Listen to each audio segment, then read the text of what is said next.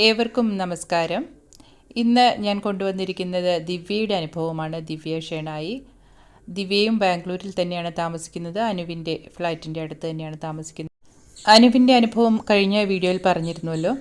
ദിവ്യയുടെ അനുഭവം വ്യത്യസ്തമാണ്. ദിവ്യ എങ്ങനെയാണ് തനിയെ നടക്കാൻ ഭയമുണ്ടായിരുന്നു. ഒരു ഓപ്പറേഷൻ കഴിഞ്ഞിട്ട് കാല് വയ്യാത്തതുകൊണ്ട് തനിയെ വെളിയിൽ പോകാതിരുന്ന ദിവ്യയെ എങ്ങനെയാണ് മോഹൻജിയും ഗുരുപരമ്പരയും എംപവർ ചെയ്തത് എന്നുള്ള ഒരു അനുഭവമാണ് ഇവിടെ പറയുന്നത്. ഈ കാണുന്നത് ദിവ്യയുടെ വീട്ടിലെ ബാബയുടെ വിഗ്രഹമാണ്, മഹാരാജാവിനെ പോലെ ഇരിക്കുന്നത്. അപ്പോൾ നവരാത്രി സമയത്ത് ഇവരെയെല്ലാം കാണാനും ഇവരുടെ എല്ലാം എംപവർമെൻറ്റിൻ്റെ കഥകൾ കേൾക്കാനും കഴിഞ്ഞത് ഒരു ഭാഗ്യമായിട്ട് ഞാൻ കരുതുകയാണ്. കാരണം ഓരോരുത്തർക്കും ഏതൊക്കെ തരത്തിലുള്ള ഫോബിയാണോ ഉള്ളത്, അവരുടെ ജീവിതത്തിൽ എന്തെല്ലാം പ്രശ്നങ്ങളാണോ ഉള്ളത്, അതിനെല്ലാം ഓവർകം ചെയ്യാനായിട്ട് ഗുരുപരമ്പര എങ്ങനെയാണ് അവരെ സഹായിക്കുന്നത് എന്നാണ് ഇവിടെ കാണുന്നത്. ഞങ്ങളവിടെ ഒരു പവർ ഓഫ് പ്യൂരിറ്റി മെഡിറ്റേഷൻ നടത്തിയായിരുന്നു. അതിനുശേഷമാണ് ദിവ്യയുടെ അനുഭവം ഞാൻ റെക്കോർഡ് ചെയ്തത്. പവർ ഓഫ് പ്യൂരിറ്റി നടക്കുമ്പോൾ ഞാൻ ശക്തിപത് കൊടുക്കുകയുണ്ടായി. അപ്പോൾ ദിവ്യയുടെ ശിരസിൽ കൈവച്ച് ഞാൻ ശക്തിപത് കൊടുത്ത സമയത്ത് ദിവ്യ ധാരാളമായിട്ട് എനർജി സ്വീകരിക്കുന്നുണ്ട്. എനിക്ക് ദിവ്യയുടെ ശിരസിൽ നിന്ന് കൈ എടുക്കാൻ പറ്റാത്തൊരു സാഹചര്യം ഉണ്ടായിരുന്നു. എത്രയെല്ലാം കൊടുത്തിട്ടും എനിക്ക് കൈ അവിടെ നിന്ന് എടുക്കാൻ പറ്റുന്നില്ല. അത് ദിവ്യ ആഗ്രഹിച്ചത് കൊണ്ടാണോ, മോഹൻജി അത്രയും എനർജി ദിവ്യയിലേക്ക് പാസ് ചെയ്യാൻ പറഞ്ഞതുകൊണ്ടാണോ എന്ന് എനിക്കറിയില്ല. വളരെയധികം സമയം എനർജി പാസ് ചെയ്യുന്ന ഒരവസ്ഥയുണ്ടായിരുന്നു. അതുകൂടാതെ അപ്പോഴുണ്ടായ മറ്റൊരു അനുഭവം കൂടാതെ ഞാൻ പറയാം. ഓരോരുത്തർക്കും 2 തവണ ഞാൻ ശക്തിപത് കൊടുത്തു. അപ്പോൾ ആദ്യത്തെ പ്രാവശ്യം കൊടുത്തു കഴിഞ്ഞ് രണ്ടാമത് കൊടുക്കുവാനായിട്ട് മനസ്സിൽ തോന്നി. അങ്ങനെ എഴുന്നേറ്റപ്പോൾ ഉള്ളിൽ നിന്നൊരു ചോദ്യം പോലെ വന്നു, എന്തിനാണ് 2 തവണ കൊടുക്കുന്നത് എന്നറിയാമോ? ആദ്യത്തെ തവണ ഞാൻ ശിവൻ്റെ എനർജിയാണ് പാസ് ചെയ്തത്, രണ്ടാമത്തെ തവണ ദേവിയുടെ എനർജിയാണ് എന്ന്. അപ്പോൾ ഞാൻ ഈ മെഡിറ്റേഷൻ കഴിഞ്ഞ് POP മെഡിറ്റേഷൻ കഴിഞ്ഞ് അവരോട് ചോദിച്ചു, നിങ്ങൾക്ക് ഈ 2 ശക്തിപദം തമ്മിൽ എന്താണ് വ്യത്യാസമുണ്ട് എന്ന് തോന്നിയോന്ന്.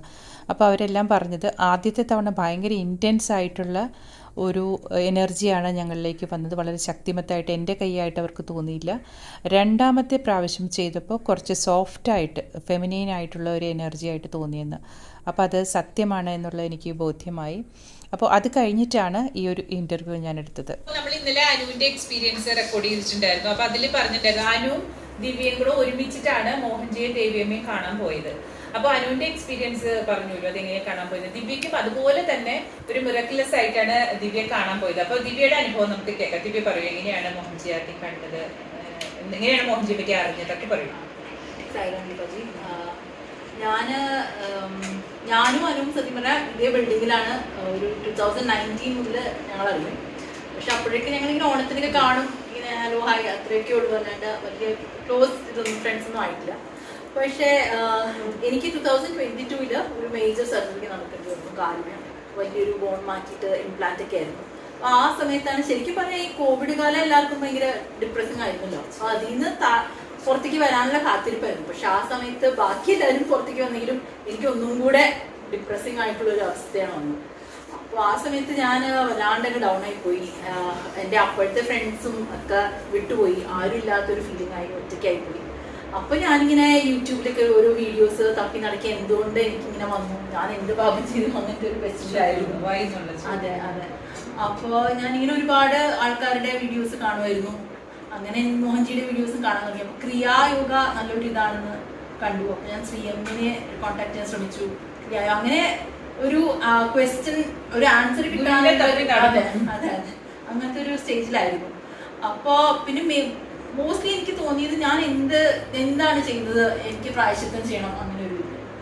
അപ്പോഴാണ് എനിക്ക് വേറൊരു ചേച്ചി വഴി, പുഷ്പ ചേച്ചി, ശ്രീനിവാസ് പൈസർ എന്ന് പറഞ്ഞിട്ടുണ്ട്, അങ്ങേര് പറഞ്ഞ പുഷ്പ ചേച്ചി വഴിയാണ് ദീപ ചേച്ചിയുടെ നമ്പർ കിട്ടിയത്. അപ്പോൾ ഞാൻ വീഡിയോസൊക്കെ കാണാൻ തുടങ്ങി. ദീപ ചേച്ചിനെ ഇത് ചെയ്തു, മെസ്സേജ് ചെയ്തപ്പോൾ വൈറ്റ് ഫീൽഡിലാണ് ദേവിയമ്മ, അവർ പോയി കാണും. അപ്പോൾ എൻ്റെ മനസ്സ് ഭയങ്കര ഒരു വല്ലാത്ത അവസ്ഥയിലായിരുന്നു. കുറച്ച് കാംനെസ് വന്നിട്ട് അങ്ങനെയാണ് ദേവിയമ്മയുടെ നമ്പർ കണ്ടത്.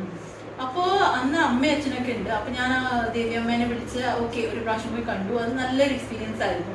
ദേവിയമ്മനെ കണ്ടപ്പോൾ അവിടെ നല്ലൊരു അഗസ്ത്യമുനിയുടെയും ലോകമത ദേവിയുടെയൊക്കെ ആ ഒരു അമ്പലം പോലത്തെ ഒരു സെറ്റപ്പിൽ നല്ലൊരു. അപ്പോൾ ദേവിയമ്മ പറഞ്ഞു എല്ലാം ശരിയാവും, ആരെങ്കിലും ഇങ്ങനെ പറയുമ്പോൾ നമുക്കൊരു കുറച്ച് അപ്പോൾ ഞാൻ മോഹൻജിയുടെ വീഡിയോസ് കാണുമ്പോൾ എനിക്ക് തോന്നുന്നത് ഞങ്ങളും IT-യിലാണ്. അപ്പോൾ ഈ കോർപ്പറേറ്റ് വേൾഡിലാണല്ലോ പുള്ളി.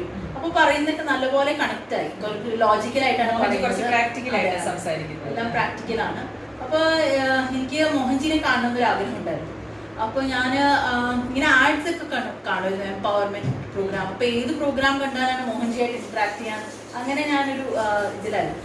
അപ്പോഴാണ് ദേവിയമ്മ പറഞ്ഞു മോഹൻജി ഇവിടെ വരും, അപ്പം ഞാൻ വിളിക്കാം. അപ്പോൾ എനിക്കൊരു ഭയങ്കര ഇതായിട്ട് തോന്നിയെന്ന് വെച്ചാൽ ഇത്രയും അടുത്ത്, ഞങ്ങൾ വൈഫീൽഡാണ്, ദേവിയമ്മയും വൈഫീൽഡ്, ഇത്രയും നാളായിട്ട് എനിക്ക് അറിയില്ലായിരുന്നു. മോഹൻജി വഴിയാണ് നമ്മളെല്ലാം ദേവിയമ്മയിലേക്ക് എത്തുന്നത്. ടൈം ഉണ്ടല്ലോ, നമ്മുടെ അടുത്താന്ന് പറഞ്ഞിട്ട് കാര്യമില്ല. അതെ, അപ്പോൾ വളരെ എനിക്ക് സന്തോഷം തോന്നി. ഇത്ര അടുത്ത് എനിക്ക് അറിയേയില്ലായിരുന്നു ഇങ്ങനെ ഒരു അവധൂത അമ്മ ഇവിടെ ഉണ്ട്.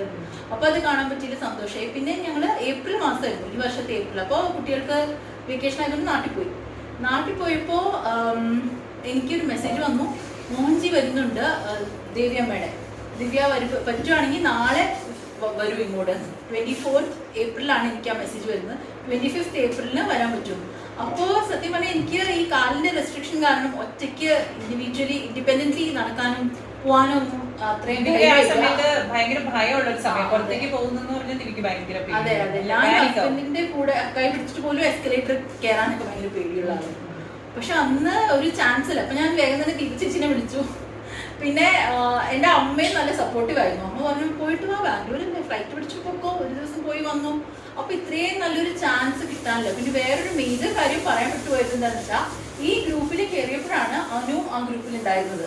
അപ്പൊ അനു എന്നെ കോൺടാക്ട് ചെയ്തു. പിന്നെ ഞങ്ങള് സംസാരിച്ചു തുടങ്ങിയിട്ട് ഞങ്ങള് സംസാരം നിർത്തിയിട്ടേ ഇല്ല. അത്രയും ക്ലോസ് ഫ്രണ്ട്സ് ആയി ഞങ്ങള്. മോഹൻജിയുടെ ഫാമിലിയിൽ വന്നപ്പോഴാണ് ബോണ്ടിങ്. അതെ ശരിക്കും.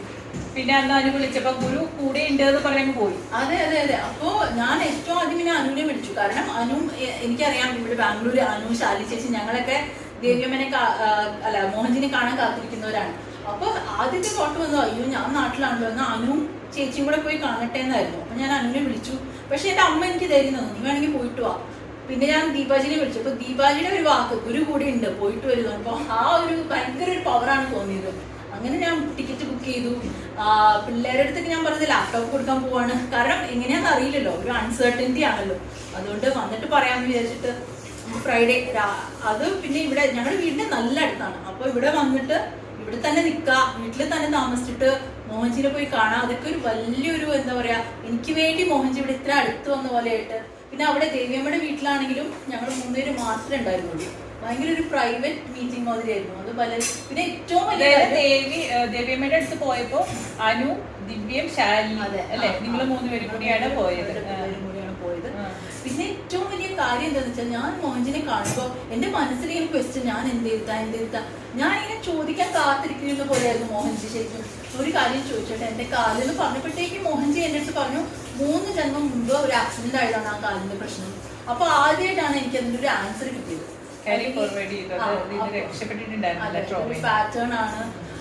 എന്തായാലും ഞാൻ എന്തോ വലിയ പാപം ചെയ്തിട്ടാണോ അങ്ങനെ ഒരു ഇതില്ല തോന്നലായിരുന്നു. പക്ഷെ അതൊന്നും അല്ല. ഇത് പറയാൻ മറന്നുപോയി, ദിവ്യ ഗൂഗിളിലാണ് വർക്ക് ചെയ്തത്. ദിവ്യ വർക്കിംഗ് ആണ്.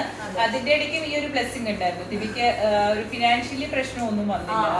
അതും എനിക്ക് തോന്നുന്നത് ബാബയുടെ ഇതിൽ എന്റെ സ്ക്രിപ്റ്റ് സ്റ്റോറി പറയാണ്. നവംബർ 21 ഞാൻ ഗൂഗിളിൽ ജോയിൻ ചെയ്തു.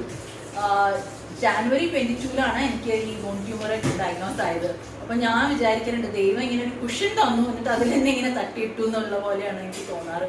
എന്നുവെച്ചാൽ ദൈവം, കാരണം അത്രയും വലിയ ബില്ലൊക്കെ എല്ലാം ഫുൾ പേ ചെയ്തു ഗൂഗിൾ, അതിനുവേണ്ടി എന്നെ ഗൂഗിളിലേക്ക് ആക്കിയ പോലെ തന്നെ. അതാ പറഞ്ഞത്, നമ്മുടെ കർമ്മത്തിലൂടെ നമുക്ക് കടന്നു പോകണം. പക്ഷെ അപ്പോഴും ഞാൻ കൂടെ ഉണ്ട് എന്ന് പറയുന്ന പോലെയാണ് ആ ഒരു ഫീലിംഗ്. അപ്പൊ ഇവർ രണ്ടുപേരും കൂടെ പോയി. ഇപ്പൊ ഞങ്ങള് വന്നിരിക്കുന്നത് അനുവിന്റെ വീട്ടിലാണ്, തൊട്ടടുത്താണ് ദിവ്യയുടെ വീടും. അപ്പൊ ഒരു ഫാമിലി പോലെയായിരുന്നു ഞങ്ങൾ 2-3 ദിവസം. അതാണ് മോഹൻജി ഫാമിലിയുടെ ആ ഒരു ബോണ്ടിങ് നമുക്ക് ഫീൽ ചെയ്തത്. അപ്പൊ മോഹൻജിയെ കണ്ടത് ഒരു ടേണിംഗ് പോയിന്റ് ശരിക്കും. അപ്പൊ ഞാൻ ഒരു മാസമായിട്ടേ ഉള്ളൂ ശരിക്കും ഈ ഗ്രൂപ്പിലൊക്കെ വന്നിട്ട്. അതുകൊണ്ട് തന്നെ എനിക്ക് അത്ര അധികമൊന്നും അറിയില്ലായിരുന്നു. എന്നാലും കണ്ടത് വലിയൊരു ബ്ലെസ്സിങ് ആയി. പിന്നെ എങ്ങനെയാ, ഞങ്ങൾക്ക് കുറച്ച് അഡ്വൈസ് ഒക്കെ തന്നു. സേവ ചെയ്യണം, അപ്പൊ നിങ്ങളുടെ കർമ്മങ്ങൾ കുറയും, അതിനെപ്പറ്റി ചിന്തിക്കരുത്. എനിക്ക് രമണ മഹർഷിയുടെ എക്സാമ്പിൾ ഒക്കെ പറഞ്ഞു തന്നു. പുള്ളിക്കും ഉണ്ടായിരുന്നു കയ്യിലോ ഇതോ കൊണ്ടോ ഇത് തന്നെ. പക്ഷെ അങ്ങനെ അതൊന്നും ആലോചിക്കില്ല നമ്മള്. അപ്പൊ ഇതൊരു ടെസ്റ്റ് ആണെന്ന് പറഞ്ഞു. നമ്മുടെ ശരീരത്തിന് വരുന്നത് ദൈവം നമുക്ക് തരുന്ന ടെസ്റ്റ് ആണ്. അത് വരുമ്പോ നിങ്ങളെ ശരീരത്തിനെ ഫോക്കസ് ചെയ്യുന്നോ അതോ അപ്പോഴും നമ്മൾ ദൈവത്തിന് പിടിക്കുന്നോ, അതാണ് ഒരു ടെസ്റ്റ്. അപ്പോ അങ്ങനെ അപ്പൊ ദീപാജി എൻ്റെ അടുത്ത് പറഞ്ഞിട്ടുണ്ടായിരുന്നു, എടാ ഞങ്ങൾ ചെയ്യുന്ന പരാശക്തി മെഡിറ്റേഷൻ ഉണ്ട്, അതിൽ തന്നെ ഫോക്കസ് ചെയ്യൂ, മോഹൻജിനെ കാണാൻ പറ്റും. പക്ഷെ എല്ലാം ഇത്രയും പെട്ടെന്ന്, അതും ഇത്രയും അടുത്ത്, അതൊരു ഭയങ്കര മിറാക്കിളായിട്ടാണ് എനിക്ക് തോന്നുന്നത്. ഞാൻ എൻ്റെ വീട്ടിൽ തന്നെ വന്ന് താമസിച്ചു. അനുവിന്റെ കൂടെ പോയി. അവിടെ ഞങ്ങൾ ഓട്ടോറിക്ഷ പിടിച്ച് അത്ര അടുത്ത് പോയി. എന്നിട്ട് തിരിച്ചിവിടെ തന്നെ വന്നു. അങ്ങനെ ഞങ്ങൾക്ക് വേണ്ടി മോഹൻജി ഇത്ര അടുത്ത് വന്ന പോലെ ഭയങ്കര ഒരു നല്ല എക്സ്പീരിയൻസ് ആയിരുന്നു. ദിവ്യയുടെ എക്സ്പീരിയൻസ് ഒക്കെ കേട്ടു. ഇത് ഷെയർ ചെയ്യുന്നതിന് ദിവ്യയോടിക്ക് ഒരുപാട് നന്ദി. മൂകം കരോതി വാചാലം പങ്കും ലംഘയതേ ഗിരിം എന്നാണല്ലോ ഭഗവാനെ പറ്റി ഭഗവത്ഗീതയിൽ പറഞ്ഞിട്ടുള്ളത്. അതുതന്നെയാണ് ഇവിടെ നമ്മൾ കണ്ടത്. നടക്കാൻ വളരെയധികം ഭയം ഉണ്ടായിരുന്ന ദിവ്യയുടെ ആ ഭയം മാറ്റി, സംസാരിക്കാൻ ഭയം ഉണ്ടായിരുന്ന അനുവിൻ്റെ ആ ഭയവും മാറ്റി, ഗുരുവിനും ഗുരുപരമ്പരയ്ക്കും നന്ദി പറഞ്ഞുകൊണ്ട് ഈ വീഡിയോ അവസാനിപ്പിക്കുന്നു.